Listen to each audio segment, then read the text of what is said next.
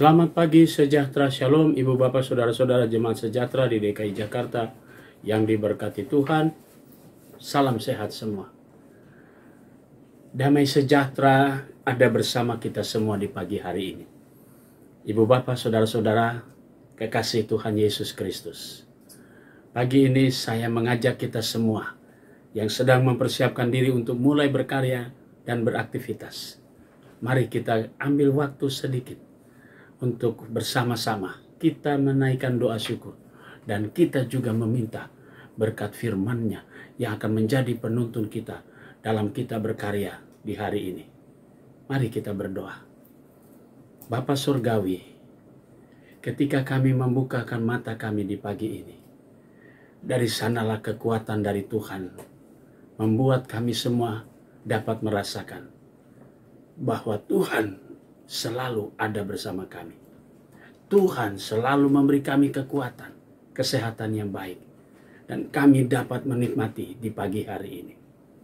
Karena itu sebelum kami melangkah, sebelum kami berkarya, kami datang kepadamu memohon, karuniakan Roh Kudus-Mu kepada kami semua.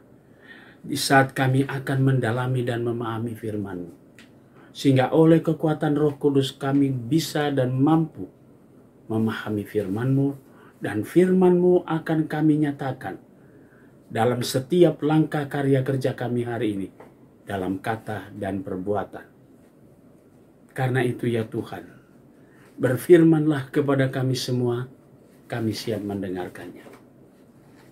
Amin. Saudara-saudara, pagi hari ini pembacaan Alkitab kita terambil dalam 1 Samuel pasalnya yang ke-9. Ayatnya yang ke-15 sampai 16, penekanannya pada ayatnya yang ke-16. Demikian, besok kira-kira waktu ini aku akan menyuruh kepadamu seorang laki-laki dari tanah Benyamin. Engkau akan mengurapi dia menjadi raja atas umatku, dan ia akan menyelamatkan umatku dari tangan orang Filistin. Sebab aku telah memperhatikan sengsara umatku itu karena teriakannya sampai kepadaku. Demikian firman Tuhan. Judul yang menjadi landasan renungan kita berkata, Allah peduli.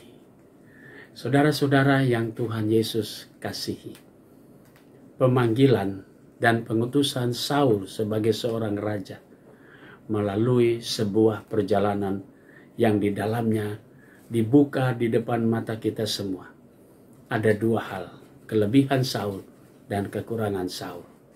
Tapi rancangan-rancangan Tuhan yang sedang Tuhan persiapkan selalu berakhir dengan baik dan mulus. Dan itu terjadi ketika Tuhan mempersiapkan Saul. Perjumpaan Saul dengan Samuel diawali pertemuan Samuel dengan Tuhan.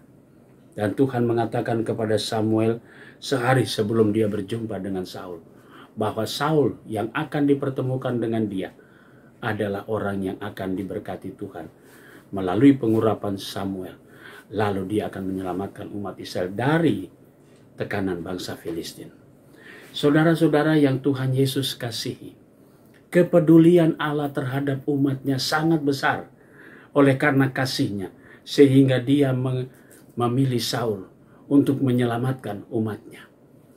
Pertemuannya itulah yang kemudian Samuel pun melaksanakan tugasnya. Pada ayat-ayat berikutnya dikatakan, ketika Samuel melihat Saul, berfirmanlah Tuhan kepadanya, inilah orang yang kusebutkan kepadamu. Orang ini akan memegang tampuk pemerintahan atas umatku. Saudara-saudara, inilah sistem teokrasi, di mana Allah yang memiliki hak prerogatif untuk memilih seseorang menjadi alatnya, menjadi seorang raja bagi umatnya Israel. Mari kita coba melihat dalam kehidupan kita, bahwa sesungguhnya kehidupan kita pun sudah diperbaharui oleh Tuhan. Karena kepedulian Tuhan melalui Yesus Kristus anaknya yang menebus dosa kita. Sehingga di tengah kelemahan kita, dia sudah menutupinya. Sehingga kita semua dilayakan untuk menjadi alatnya. Dan karena itu saudara-saudara yang Tuhan Yesus kasihi, cara Tuhan juga punya ada banyak cara Tuhan untuk memilih saudara dan saya. Supaya kita semua juga harus menyadari, di saat Tuhan memerlukan kita, Mari kita juga akan memberi diri sebagaimana Saul yang memberi diri untuk diurapi menjadi seorang raja. Saudara punya kelebihan, saudara punya kekurangan, tapi Tuhan yang akan memanggil saudara, Dia yang akan melengkapi. Dan karena itu saudara-saudara, itu semua karena kepedulian Allah dalam hidup kita. Maka kita semua dilayakan. Hidup kita sudah diperbaharui karena Allah peduli. Nah sekarang pertanyaannya, adakah kita punya kepedulian ketika Tuhan mau kita bekerja dalam pelayanan? Adakah kepedulian kita ketika Tuhan mengatakan, siapakah yang mau kuutus untuk melaksanakan tugas pelayanan? Mari seperti seorang nabi yang bernama Yesaya mengatakan, Tuhan, ini aku dan utuslah aku. Selamat berkarya. Janganlah ragu untuk meyakinkan Tuhan bahwa saudara dan saya siap untuk menjalankan tugas. Ketika Tuhan sudah peduli kepada kita, maka kita pun juga memiliki kepedulian untuk melanjutkan karya Tuhan di dalam Yesus Kristus. Amin. Mari kita satu dalam doa. Kembali kami datang padamu Tuhan Yesus, bersyukur untuk semua berkat Tuhan. Pagi ini kami mau berdoa untuk jemaat sejahtera di DKI Jakarta. Kami mau berdoa ya Bapa di sorga untuk jemaat Tuhan yang sakit, sektor pelayanan 3. Kami berdoa untuk Ibu Ani Parhusim Nainggolan, Bapak Boy Kainama, Ibu Elsia Tumiwa, Bapak Renald Anakota, Bapak Betsman Samosir. Tuhan memberkati orang-orang yang kami kasihi ketika mereka dalam keadaan tubuh mereka yang lemah. Tuhan memberkati semuanya. Kami juga mau berdoa untuk jemaat Tuhan di dalam kehidupan mereka masing-masing. Tuhan memberkati tiap keluarga, tiap pribadi. Kami juga mau berdoa untuk pegawai kantor gereja, koster, keamanan, bahkan vikaris. Tuhan Yesus memberkati. Kami berdoa juga untuk jemaat-jemaat GPIB dimanapun mereka berada. Kami berdoa juga Tuhan untuk para pelayan firman dan sakramen. Tuhan Yesus berkati dalam tugas panggilan dan pengutusan mereka.